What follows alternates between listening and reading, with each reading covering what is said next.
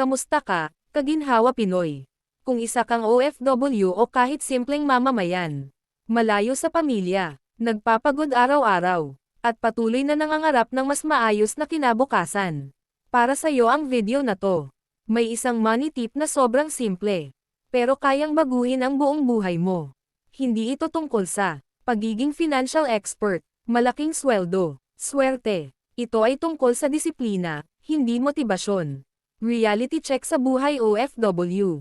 Aminin natin, bilang OFW, minsan homesick, minsan pagod na pagod, minsan sinasabi natin, deserve ko to, pinaghirapan ko naman. Kaya napapabili ng bagong cellphone, latest gadget, impulsive online shopping, padala kahit kulang na ang budget. Walang masama sa reward, pero kapag walang disiplina, ang pera laging nauubos. Motivation versus discipline. Pag-usapan natin ang malaking pagkakaiba. Motivation. Dumadating at umaalis. Minsan denado, minsan tamad.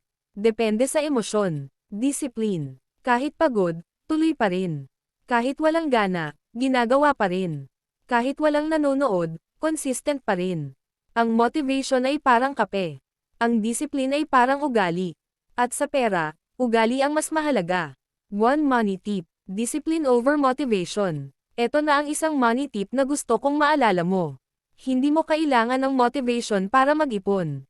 Kailangan mo ng sistema at disiplina. Hindi mo kailangang sabihin, next month na lang, pag tumaas ang sweldo ko. Pag ready na ako, ang kailangan mo ay consistency. Halimbawa, kahit 50 pesos o 100 kada araw. Kahit maliit, basta regular. Kahit walang gana, tuloy pa rin. Ang disiplina ay parang compound interest.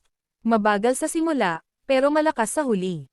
Practical discipline habits para sa OFW o kahit hindi OFW. Ito ang simpleng disiplina na pwede mong simulan ngayon. Automatic savings, una ang ipon, huli ang gastos. May limit sa padala at luho. Track kahit basic lang ang expenses.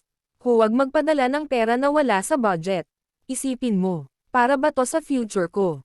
Hindi kailangang perfect. Ang mahalaga, consistent. Emotional closing para sa OFWs. OFW ka hindi para maghirap habang buhay.